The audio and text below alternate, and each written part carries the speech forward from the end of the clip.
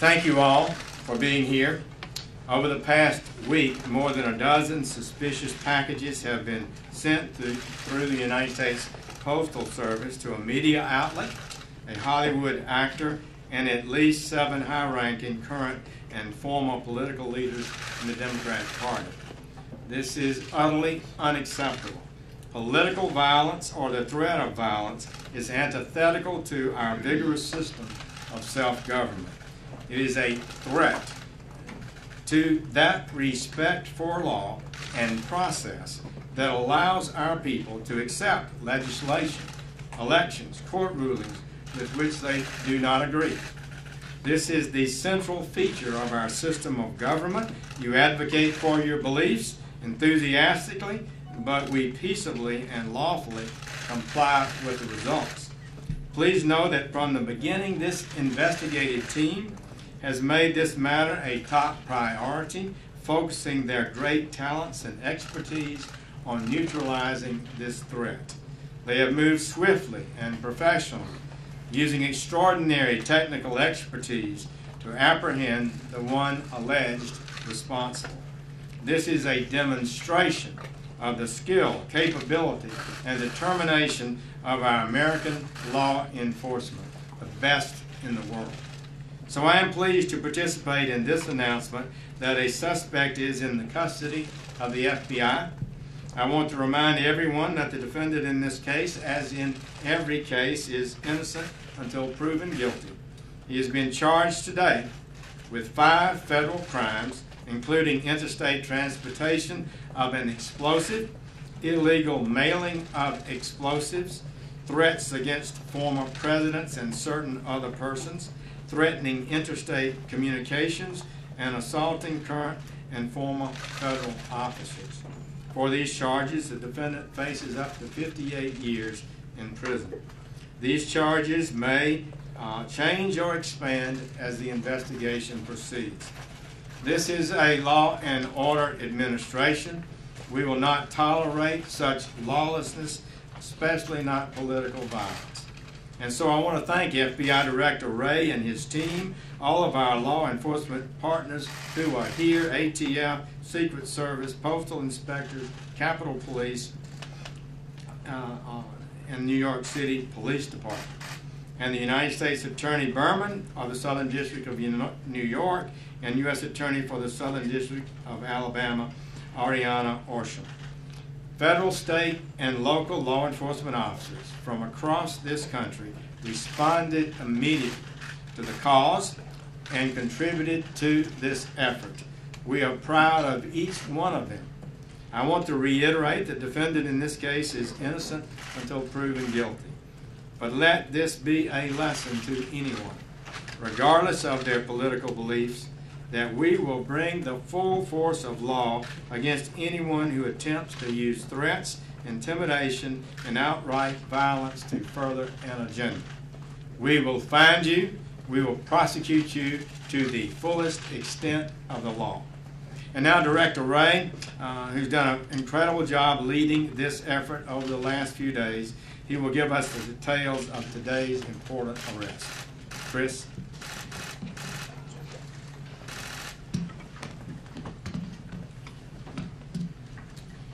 As the Attorney General has confirmed, we have arrested Cesar Sayoc in connection with this investigation. As our investigation is still ongoing, I may not be able to answer questions about his background or about his motive. What I can say is that this was a nationwide investigation of enormous scope and of the greatest importance. Our investigation ranged from New York to Delaware, to Maryland, to the District of Columbia, to Florida, to California. And as it always does, the FBI responded with every resource we've got, including our Joint Terrorism Task Forces, our Counterterrorism Division, and our world-renowned experts at the FBI lab in Quantico.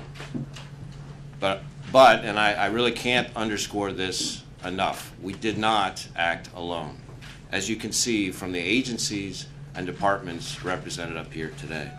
A threat of this scope and of this magnitude requires all of us working shoulder to shoulder. And today's arrest is a testament to the strength of our partnerships and what we can do when we all work together. I want to acknowledge the many partners who helped in recovering and transporting these IEDs to our lab in Quantico. This is dangerous and highly skilled, specialized work that requires great care, and we're incredibly grateful to all those who helped us in that effort in getting those devices to our lab from around the country. We can confirm that 13 IEDs were sent to various individuals across the country. Each device consisted of roughly 6 inches of PVC pipe, a small clock, a battery, some wiring, and what is known as energetic material, which is essentially potential explosives and material that give off heat and energy through a reaction to heat, shock, or friction. Though we're still analyzing the devices in our laboratory, these are not hoax devices. I want to focus for a moment on the amazing work of our folks at the FBI lab. Based on their initial analysis, they uncovered a latent fingerprint from one of the envelopes containing an IED that had been sent to Congresswoman Maxine Waters. We have confirmed this fingerprint is that of Cesar Sayoc. There is also a possible DNA connection between samples collected from pieces of 2 different IEDs mailed in separate envelopes and a sample previously collected from Sayoc in connection with an earlier arrest down in Florida. This is phenomenal work with the greatest pressure under an incredibly tight time frame. We see unbelievable work like this on TV and in Hollywood, but to see it up close in reality is something to behold. And we are so proud of our team at the lab for their work in keeping people safe and helping us to find the individual responsible. Late last night, we also turned to our partners in the Florida Department of Law Enforcement for confirmation of this DNA connection, and we want to thank them in particular for their very quick work. I also want to thank the men and women of the FBI's Counterterrorism Division who remain on high alert every single day to try to keep the American people safe from harm, and who move quickly and efficiently into action every single time. Today's arrest doesn't mean we're all out of the woods. There may be other packages in transit now and other packages on the way. So we need the help of everyone out there, every citizen, everyone in law enforcement, everyone we've got to help with this investigation in the days to come. If you've got any information, please call us on our tip line at 1-800-CALL-FBI or our email line tips.fbi.gov. No piece of information is too small. Every tip could be the one that leads to something very important. And of course, if you see something suspicious activity, please call your local authorities. We need all hands on deck. We need to stay vigilant. Finally, I want to thank our partners. Too many to name from across the country because we cannot do this work alone. Everyone up here today understands that, and we take that to heart every single day as we do the hard work together of protecting 325 million Americans. Now I'd like to turn the podium over to Commissioner O'Neill from the NYPD.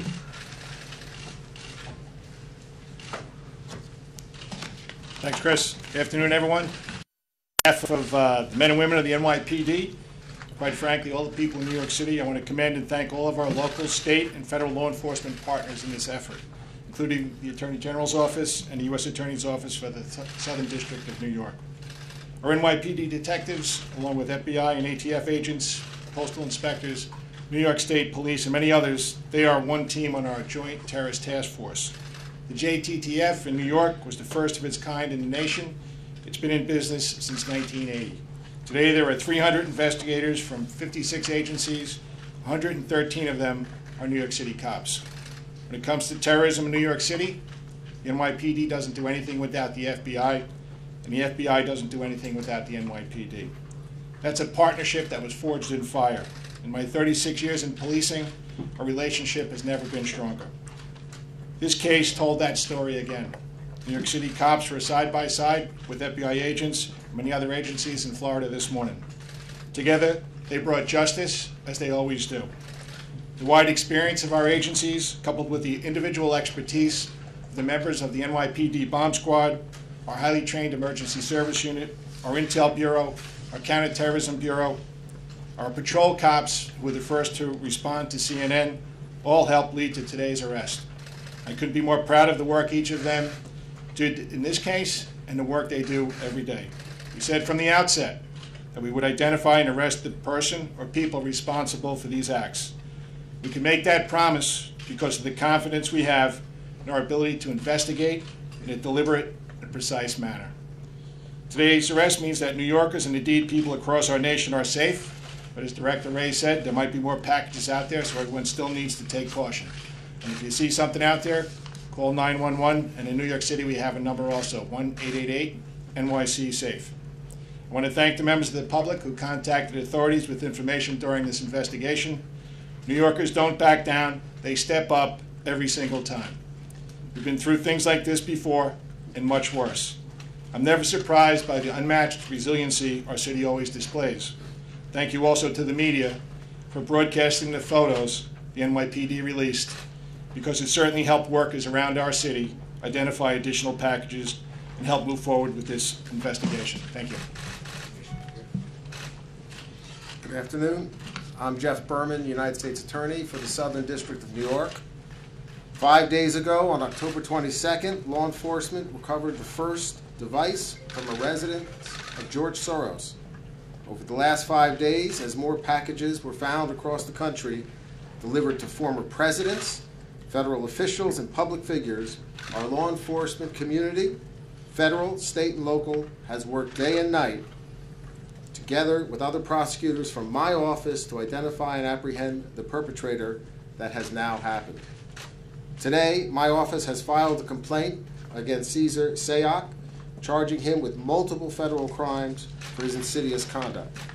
Specifically, the defendant is charged in 5 counts that include illegally mailing and interstate transportation of explosives and threatening a former president of the United States.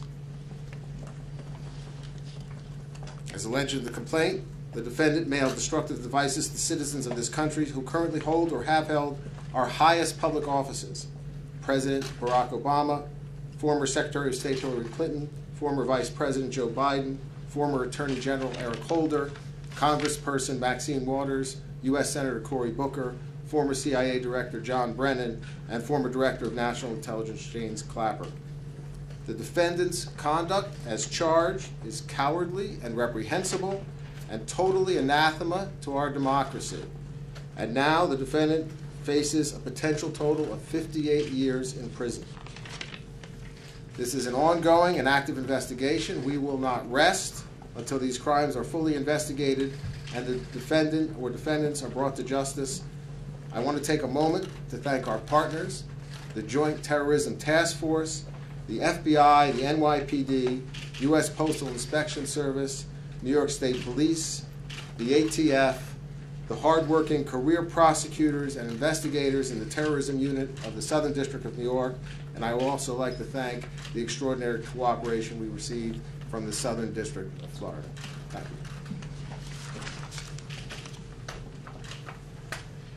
Good afternoon. My name is Gary Barksdale, Deputy Chief, United States Postal Inspection Service. First off, like many of my colleagues, I'd like to thank all of our federal partners who participated in this nationwide investigation: FBI, ATF, Secret Service, New York Police Department, and the many state and local law enforcement agencies who provided valuable assistance. Truly, I can say this is the way law enforcement is supposed to work. This was a massive investigation, was a collaborative effort and was well coordinated, with each agency bringing a special expertise to the table. But I would also like to recognize the many postal employees who we think of as our eyes and ears. We appreciate the diligence and awareness. In fact, it was a postal employee this morning that alerted us to one of these suspicious parcels. We in the Postal Inspection Service have a great deal of expertise in responding to and investigating suspicious mail. Postal inspectors are trained to respond and investigate dangerous mail items in the mail. These dangerous mail investigation specialists are highly proficient in the use of state-of-the-art equipment. Fortunately, in this case, none of the devices detonated and there was no injuries. However, postal inspectors will remain vigilant and monitor postal facilities to determine whether there are additional mailings that have not yet been discovered. We will continue to work with our law enforcement partners to ensure the safety of the mail, our postal employees, our customers, and the American public.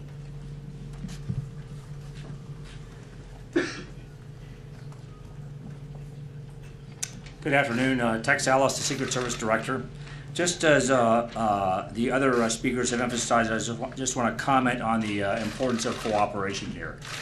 We were in the forefront of this with receiving early packages on Tuesday and Wednesday, and fully engaged with the Joint Terrorism Task Force and other federal partners. I just want to acknowledge the great work done by the FBI, ATF, the Postal Service and inspectors, New York City Police, Capitol Police, and then the different states involved, New York, Florida, California, Delaware, Maryland, and even the District of Columbia. So, and I also want to spend just a few minutes to emphasize how seriously the Secret Service takes these threats, how important it is to provide protection to our protectees, including former presidents and the current president and vice president, and just thank our agents and officers and analysts who not only investigate cyber and financial crime, but provide world-class protection to our protectees. I think they've done outstanding work here. I would just also remark that since Tuesday, along with Director Wray, this has been our #1 focus of the agency, is to find the perpetrators of these incidents and to bring them to justice. Thank you. With that, we'll take a few questions. Keith? Mr. Wray, can you tell us along the lines of how fast this moved? When did you or folks isolate the fingerprint? So each of the devices was being brought through what are called total containment vehicles to our lab, and they were coming kind of seriatim. And we received some of them. The first two that we received were the devices that were sent to former President Obama and the DC package that was sent to Congresswoman Waters. And so the analysis began on that, I think, yesterday, and we were starting to receive information over the course of the last 24, 36 hours. So it was found yesterday. I don't have the exact time, but that's the ballpark. Here. A question for Director Wray and Attorney General Sessions. Can you describe your reaction to when you got word that there was a latent fingerprint that might lead you to a suspect? And also, could you give us a sense of why the devices may not have exploded? So what was the second part of the question? Any sense of why the devices did not explode? So on the first part, my reaction to hearing that we had a possible match just validated my unbelievable faith and confidence in the men and women of law enforcement, and in particular of the FBI lab. There's a reason why the FBI's lab is known as one of the very best in the world, and the folks who work there are extraordinary. And once I knew that they had a print, I was pretty confident that we'd be able to find the right person. As far as the devices themselves, it's important to say, as is in the complaint, that even if the devices, and we're still trying to determine whether or not they were functional, as they say, so we're doing all kinds of analysis on that to make a definitive determination, but they did contain energetic material, which, if subjected to the right combination of heat or shock or friction, could be dangerous to the public, and the public should treat any device like that as important. Yeah. Attorney General Sessions, could you tell us plainly, why was he targeting Democrats? I don't know, other than what you might normally expect. He may have been appears to be a partisan, but that would be determined by the facts as the case goes forward, and I'm not able to comment on that. Is he cooperating? We're not going to be discussing where the investigation stands at this time. I'm just curious what role you think the rhetoric in the political arena might have played in this, and is that giving you more work?